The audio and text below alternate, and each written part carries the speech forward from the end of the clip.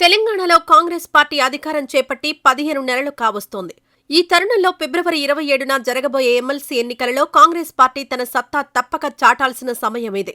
MLC ఎన్నికలను కాంగ్రెస్ తమ ప్రభుత్వ పాలనకు రెఫరెండంగా భావించకపోయినా అందులో గెలుపోటములు ఖచ్చితంగా ఆ పార్టీ భవిష్యత్తుపై ప్రభావం చూపుతాయి. అందుకే ఈ ఎమ్మెల్సీ ఎన్నికలు రాష్ట్రంలోని అన్ని పార్టీలకు కీలకంగా మారితే ప్రధానంగా అధికార కాంగ్రెస్కు అగ్ని పరీక్షగా మారాయి.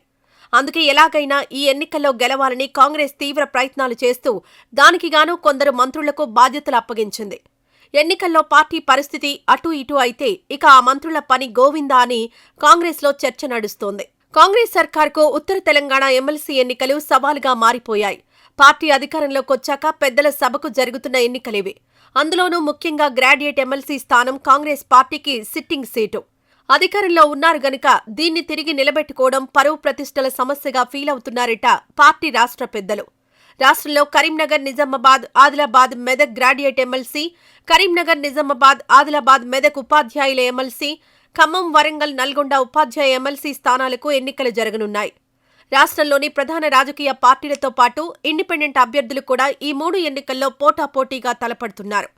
కాంగ్రెస్ పట్టభద్రుల స్థానంలో ప్రత్యక్షంగా తలపడుతుండగా బీజేపీ 3 స్థానాల్లో అభ్యర్థులను బరిలోకి దింపింది. బీఆర్ఎస్ అభ్యర్థులను బరిలోకి దింపకుండా ఎన్నికలకు దూరంగా ఉంది. బీఆర్ఎస్ ప్రత్యక్షంగా, పరోక్షంగా ఎవరికీ మద్దతు ఇవ్వకపోవడంతో ఎమ్మెల్సీ ఎన్నికలు మరింత ఆసక్తిగా మారాయి. బీఆర్ఎస్ ఓటింగ్ ఎటువైపు మళ్లుతుందో ఆసక్తికరంగా మారింది. ప్రతిపక్షాల ఎత్తులు ఎలా ఉన్నా అధికార పక్షం కాంగ్రెస్ తన సీటును తాను కాపాడుకోవలసిన అనివార్యమైన పరిస్థితి. అందుకే ముఖ్య నాయకులకు బాధ్యతలను అప్పగించింది పార్టీ. గెలుపోటములకు ఆయా జిల్లాలకు సంబంధించిన మంత్రులను బాధ్యుల్ని చేయాలని, అది వారి పనితీరుకు గీటురాయిగా భావించాలని కాంగ్రెస్ అధిష్టానం భావిస్తోందట. అందుకే ఉమ్మడి కరీంనగర్, ఆదిలాబాద్, మెదక్, నిజామాబాద్ జిల్లాలకు చెందిన ప్రజాప్రతినిధులకు ఎమ్మెల్సీ ఎన్నికలు సవాల్గా మారాయట. ఈ పట్టభద్రుల నియోజకవర్గం కాంగ్రెస్కు సిట్టింగ్ స్థానం కావడంతో ఆ పార్టీ ఇక్కడ గెలిపే లక్ష్యంగా పోరాడుతోంది. 42 అసెంబ్లీ నియోజకవర్గాల పరిధిలోకొచ్చే ఇక్కడ ఎట్టి పరిస్థితుల్లోనూ గెలవాల్సిందేనని కాంగ్రెస్ అధిష్టానం కూడా పట్టుదలగా ఉంది. దీంతో పార్టీ యంత్రాంగం అక్కడ మోహరించింది. ఏ ఒక్క ఓటును జార విడుచుకోవద్దనే లక్ష్యంతో 7 మంత్రులకు, 23 మంది ఎమ్మెల్యేలకు పార్టీ దిశానిర్దేశం చేసింది. ఎన్నడూ లేని విధంగా ఎమ్మెల్సీ ఎన్నికలకు ముఖ్యమంత్రి స్థాయిలో కరీంనగర్, నిజామాబాద్, నిర్మల్లో బహిరంగ సభలు ఏర్పాటు చేస్తున్నారు. మరోవైపు కాంగ్రెస్ రాష్ట్ర చీఫ్ మహేష్ కుమార్ గౌడ్ సొంత జిల్లా నిజామాబాద్ కూడా పట్టభద్రుల నియోజకవర్గంలో ఉండడంతో ఆయనకు కూడా ఎన్నికలు పెను సవాల్గా మారాయి. గతంలో సీఎం రేవంత్ రెడ్డి సొంత జిల్లా మహబూబ్ నగర్లో కాంగ్రెస్ లోక్సభ ఎన్నికల్లో ఓడిపోయింది. ఇప్పుడు టీపీసీసీ అధ్యక్షులు మహేష్ కుమార్ గౌడ్ సొంత జిల్లా నిజామాబాద్ పరిధిలో జరుగుతున్న ఎమ్మెల్సీ ఎన్నికల ఫలితాలు ఎలా వస్తాయో, ఫలితాల అనంతరం నేతలు ఎలాంటి బాధ్యత తీసుకుంటారో అనే వాటిపైనే పార్టీ భవిష్యత్ ఆధారపడి ఉంటుంది. ఎమ్మెల్సీని గెలిపించే బాధ్యత ఎమ్మెల్యేలతో పాటు మంత్రులకు కూడా పూర్తి స్థాయిలో కట్టబెట్టింది కాంగ్రెస్.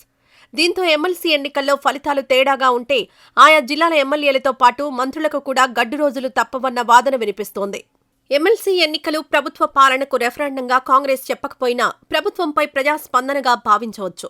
ఈ లెక్కన చూస్తే ఎమ్మెల్సీ ఎన్నికల్లో కాంగ్రెస్ అభ్యర్థిని గెలిపించాల్సిన అనివార్యత స్థానిక ఎమ్మెల్యేలు, జిల్లాలకు చెందిన మంత్రులదేనని అంటున్నారు.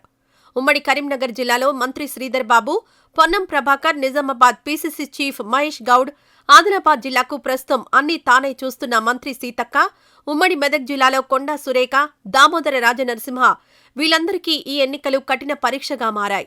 మొత్తం మీద ఈ ఎమ్మెల్సీ ఎన్నికలు కాంగ్రెస్ పార్టీ భవిష్యత్తు మీద మాత్రమే కాదు, కొందరు మంత్రులు, ఇంకొందరి ప్రజాప్రతినిధుల ఫ్యూచర్పై కూడా పెను ప్రభావం చూపనుందని రాజకీయ విశ్లేషకులు అభిప్రాయపడుతున్నారు.